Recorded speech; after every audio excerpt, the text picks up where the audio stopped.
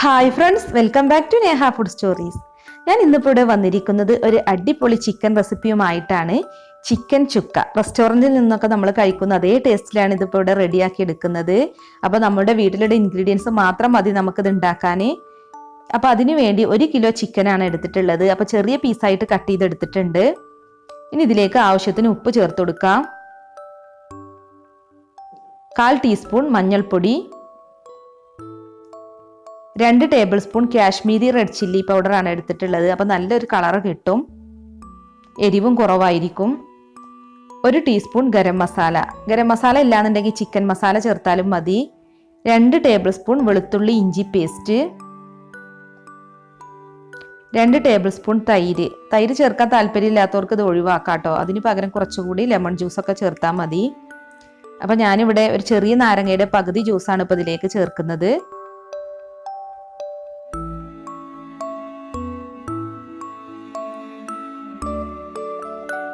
ഇത് നല്ലവണ്ണം ഒന്ന് മിക്സ് ചെയ്ത് കൊടുക്കണം. എന്നിട്ട് 1 മണിക്കൂറെങ്കിലും ചുരുങ്ങിയത് നമ്മളിത് റെസ്റ്റ് ചെയ്യാൻ വേണ്ടി വെക്കണം. എന്നാലേ നന്നായിട്ട് മസാല പിടിക്കുള്ളൂ. അപ്പോൾ നമുക്കിത് അടച്ച് വെച്ച് മാറ്റി വെക്കാം. അപ്പോൾ ഞാനിപ്പോൾ ഇത് 45 മിനിറ്റിന് ശേഷമാണ് ഫ്രൈ ചെയ്യാൻ പോകുന്നത്. അപ്പോൾ ചുരുങ്ങിയത് 1 മണിക്കൂറെങ്കിലുമൊക്കെ വെക്കാൻ നോക്കുക കേട്ടോ. എന്നാലും നല്ല ടേസ്റ്റ് ഉണ്ടാവുക, മസാലയൊക്കെ ഉള്ളിലേക്ക് പിടിച്ചിട്ട്. അപ്പോൾ എണ്ണ ഇവിടെ ചൂടായിട്ടുണ്ട്. ഇനി ഇതിലേക്ക് ചിക്കൻ പീസ് ഇട്ടൊന്ന് ഫ്രൈ ചെയ്തെടുക്കണം. ഒരു ലോ ടു മീഡിയം ഫ്ലെയിമിലിട്ട് ഫ്രൈ ചെയ്താൽ മതി. എന്നാലേ ഉൾവശമൊക്കെ നന്നായി കുക്കായി വരുള്ളൂ. പിന്നെ ഞാൻ എല്ലോട് കൂടിയ ചിക്കനാണ് കേട്ടോ എടുത്തിട്ടുള്ളത്. അപ്പോൾ ഒരു വശം ഗോൾഡൻ ബ്രൗൺ നിറമായിട്ടുണ്ട്. ഇനി ഇത് മറിച്ചിട്ട് കൊടുക്കാം. ഇനിയിപ്പോൾ എല്ലില്ലാത്ത ചിക്കനൊക്കെ ആണെന്നുണ്ടെങ്കിൽ പെട്ടെന്ന് തന്നെ ഫ്രൈ ആയി കിട്ടും കേട്ടോ. പക്ഷേ ബോണോട് കൂടി ചിക്കനാണ് നല്ലത്, നല്ല ടേസ്റ്റ് ഉണ്ടാവുക. അപ്പോൾ ചിക്കനൊക്കെ ഇവിടെ ഫ്രൈ ആയി വന്നിട്ടുണ്ട്. ഇനിയിപ്പോൾ നമുക്ക് എണ്ണയിൽ നിന്ന് മാറ്റാം. അപ്പോൾ ഞാൻ സൺഫ്ലവർ ഓയിലാണ് ചിക്കൻ ഫ്രൈ ചെയ്തത്. ഇനിയിപ്പോൾ വെളിച്ചെണ്ണയിലാണ് ഫ്രൈ ചെയ്യുന്നതെങ്കിൽ നമുക്ക് ഈ ഓയിൽ തന്നെ ഇനിയിപ്പോൾ ഇതിൽ മസാല ഉണ്ടാക്കാനായിട്ട് എടുക്കാം. അപ്പോൾ ഞാൻ സൺഫ്ലവറാണ് എടുത്തിട്ടുണ്ടായിരുന്നത്. അപ്പോൾ ഇനി ഒരു പാനിലേക്ക് 3 ടേബിൾ സ്പൂൺ വെളിച്ചെണ്ണ ചേർക്കാം. അപ്പോൾ അത് വെളിച്ചെണ്ണയിൽ ഉണ്ടാക്കാനാണ് കേട്ടോ കൂടുതൽ ടേസ്റ്റ്. അപ്പോൾ ഇനി ഇതിലേക്ക് 2 ടേബിൾ സ്പൂൺ നെയ്യും കൂടി ചേർക്കാം. അപ്പോൾ നല്ലൊരു ഫ്ലേവർ കിട്ടും. അപ്പോൾ നിങ്ങൾ വെളിച്ചെണ്ണയിലാണ് ഫ്രൈ ചെയ്തതെങ്കിൽ അതിൽ നിന്ന് ഉള്ള എണ്ണ എടുത്താൽ മതി. ഇങ്ങനെ സെപ്പറേറ്റ് എണ്ണ എടുക്കേണ്ട ആവശ്യമില്ല. ഇനിയിപ്പോൾ നമുക്കിതിലേക്ക് കുറച്ച് കറിവേപ്പിൻ്റെ ഇല ഇട്ട് കൊടുക്കാം. ഇനിയിപ്പോൾ ഇതിലേക്ക് വേണ്ടത് പച്ചമുളകാണ്. അപ്പോൾ ഞാൻ 2 പച്ചമുളകാണ് എടുത്തിട്ടുള്ളത്. പിന്നെ ഒരു 6 വലിയ അല്ലി വെളുത്തുള്ളി എടുത്തിട്ടുണ്ട്. ഒരു 3 ഇഞ്ച് വലിപ്പത്തിലുള്ള ഇഞ്ചി എടുത്തിട്ടുണ്ട്. അപ്പോൾ അതൊക്കെ നീളത്തിലാണ് ഇങ്ങനെ അരിഞ്ഞെടുത്തിട്ടുള്ളത്.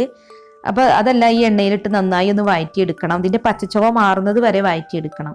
ഇനിയിപ്പോൾ നിങ്ങൾക്ക് പേസ്റ്റ് ആക്കി ചേർക്കാനാണ് താല്പര്യമെങ്കിൽ അങ്ങനെയും ചേർക്കാം കേട്ടോ. പിന്നെ വേണ്ടത് സവാളയാണ്. അപ്പോൾ ഞാൻ 4 മീഡിയം വലിപ്പത്തിലുള്ള സവാളയാണ് എടുത്തിട്ടുള്ളത്. അത് നേരിയതായി അരിഞ്ഞെടുത്തിട്ടുണ്ട്. അപ്പം അങ്ങനെ കനം കുറച്ച് അരിയാണെങ്കിൽ പെട്ടെന്ന് ഇത് വാടി കിട്ടും. അപ്പോൾ ഈ സവാള വാടി വരുന്നത് വരെ ഒന്ന് വഴറ്റിയെടുക്കണം. അപ്പോൾ കുറച്ച് ഉപ്പിട്ട് കൊടുത്താൽ മതി. അപ്പോൾ പെട്ടെന്ന് തന്നെ ഒന്ന് വാടി വന്നോളും.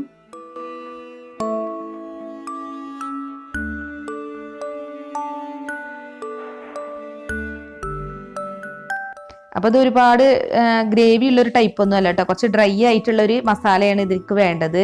ഇതിലേക്ക് 1/4 ടീസ്പൂൺ മഞ്ഞൾപ്പൊടി ചേർക്കാം. സവാള ഇവിടെ വാടി വന്നിട്ടുണ്ട്. 1 ടീസ്പൂൺ വലിയ ജീരകം പൊടിച്ചത്, 1/2 ടേബിൾ സ്പൂൺ മുളക് പൊടി, 1/2 ടേബിൾ സ്പൂൺ മല്ലിപ്പൊടി, പിന്നെ 1/2 table spoon garam masala. Chicken masala ആയാലും മതി. അപ്പം ഇനി പൊടികളുടെയൊക്കെ പച്ചച്ചുവ മാറുന്നത് വരെ ഒന്ന് വഴറ്റിയെടുക്കുക. ഇനി ഇതിലേക്ക് തക്കാളിയാണ് വേണ്ടത്. അപ്പോൾ 2 മീഡിയം വലിപ്പത്തിലുള്ള തക്കാളിയാണ് എടുത്തിട്ടുള്ളത്. ഇനി ഇതെല്ലാം ഒന്ന് മിക്സ് ചെയ്ത് കൊടുക്കാം. ഇനിയിപ്പോൾ ഈ തക്കാളി വെന്തുടയുന്നത് വരെ ഇതൊന്ന് വേവിച്ചെടുക്കണം. അപ്പോൾ അതിനു വേണ്ടി നമുക്കിതൊന്ന് അടച്ചു വെക്കാം. അപ്പോൾ തക്കാളിയൊക്കെ നല്ലവണ്ണം വെന്തുടഞ്ഞ് വന്നിട്ടുണ്ട്. ഇനിയിപ്പോൾ നമുക്ക് ഇതിലേക്ക് ഫ്രൈ ചെയ്ത് വെച്ചിട്ടുള്ള ചിക്കൻ ചേർക്കാം. നമ്മൾ സാധാരണ ചിക്കൻ കറിയൊക്കെ ഉണ്ടാക്കുന്നതിൽ നിന്ന് കുറച്ച് വ്യത്യസ്തമായിട്ടുള്ള റെസിപ്പിയാണിത്. വളരെ ഈസി ആയിട്ട് ഉണ്ടാക്കാനും പറ്റും. അപ്പോൾ ഇതൊന്ന് മിക്സ് ചെയ്ത് കൊടുക്കാം. അപ്പോൾ ഇതുപോലെ ഒരു ഡ്രൈ മസാല ആയിട്ടാണ് ഇത് ഉണ്ടാവുക. ഒത്തിരി ഗ്രേവി ടൈപ്പ് ആയിട്ടല്ല. എന്നാലും ചപ്പാത്തിയുടെയും ചോറിൻ്റെയും കൂടെയൊക്കെ നല്ല കോമ്പിനേഷനാണ്. അപ്പോൾ ഇനി ഇതിലേക്ക് 2 ടേബിൾ സ്പൂൺ ടൊമാറ്റോ സോസ് ചേർക്കാം. അപ്പോൾ നിങ്ങളുടെ കയ്യിലുണ്ടെങ്കിൽ ചേർത്താൽ മതി, നിർബന്ധമൊന്നുമില്ല. റെസ്റ്റോറൻറ്റിലൊക്കെ അവർ ചിക്കൻ ചുക്കയിൽ ടൊമാറ്റോ സോസ് ചേർക്കാറുണ്ട്. അപ്പോൾ ഒന്നും കൂടി ടേസ്റ്റ് കൂടി കിട്ടും. അപ്പോൾ ഞാൻ നല്ലവണ്ണം ഇതിവിടെ മിക്സ് ചെയ്തിട്ടുണ്ട്. ഇനിയിപ്പോൾ നമുക്കിത് അടച്ച് വെച്ചൊരു 5 മിനിറ്റ് ഒന്ന് ആവി കൊള്ളിച്ചെടുക്കാം. അപ്പോൾ 5 മിനിറ്റ് കഴിഞ്ഞിട്ടുണ്ട്. ഇതിൽ എണ്ണയൊക്കെ നന്നായി തെളിഞ്ഞ് വന്നിട്ടുണ്ട് കേട്ടോ. അപ്പോൾ മസാലയും ചിക്കനും ഒക്കെ നന്നായിട്ടൊന്ന് മിക്സായി വന്നിട്ടുണ്ട്. അപ്പോൾ ഇനി നമുക്കിതിലേക്ക് ഒരു സവാള ചേർക്കണം. ഒരു കുഞ്ഞു സവാള അങ്ങനെ ചെറുതായിട്ട് കട്ട് ചെയ്തെടുത്തതാണ്.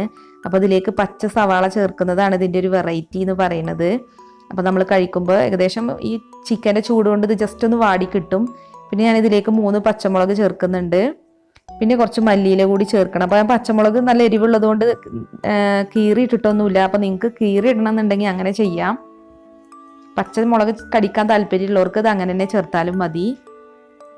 അപ്പോൾ ഇനി ഇതിലേക്ക് ലാസ്റ്റായിട്ട് നമ്മൾ മാറ്റി വെച്ചിട്ടുള്ള നാരങ്ങയുടെ പകുതി നീരും കൂടി ചേർത്ത് കൊടുക്കാം. അപ്പോൾ നല്ലൊരു ഫ്ലേവർ കിട്ടും. അപ്പോൾ ഇത്രയേ ഉള്ളൂ, നമ്മുടെ ചിക്കൻ ചുക്ക ഇവിടെ റെഡി ആയിട്ടുണ്ട്. നല്ല ടേസ്റ്റിയായ റെസിപ്പിയാണ് കേട്ടോ. അപ്പോൾ നമുക്കിതൊരു സെർവിങ് ബൗളിലോട്ട് മാറ്റാം. അപ്പോൾ വളരെ ഈസി ആയിട്ട് ഉണ്ടാക്കാൻ പറ്റുന്ന ചിക്കൻ ചുക്ക എല്ലാവരും ഒന്ന് ട്രൈ ചെയ്ത് നോക്കുക. എന്നിട്ട് ഫീഡ്ബാക്ക് അറിയിക്കണം കേട്ടോ. അപ്പോൾ ഈ വീഡിയോ കണ്ടിട്ട് ഇഷ്ടമായിട്ടുണ്ടെങ്കിൽ ഒന്ന് ലൈക്ക് അടിച്ചേക്ക്. പിന്നെ നമ്മുടെ ചാനൽ സബ്സ്ക്രൈബ് ചെയ്യാത്ത ആരെങ്കിലും ഉണ്ടെങ്കിൽ ഒന്ന് സബ്സ്ക്രൈബ് ചെയ്ത് സപ്പോർട്ട് ചെയ്യണേ. അപ്പോൾ ഇനിയും ഒരുപാട് വെറൈറ്റി റെസിപ്പീസുമായി നമുക്ക് വീണ്ടും കാണാം. താങ്ക്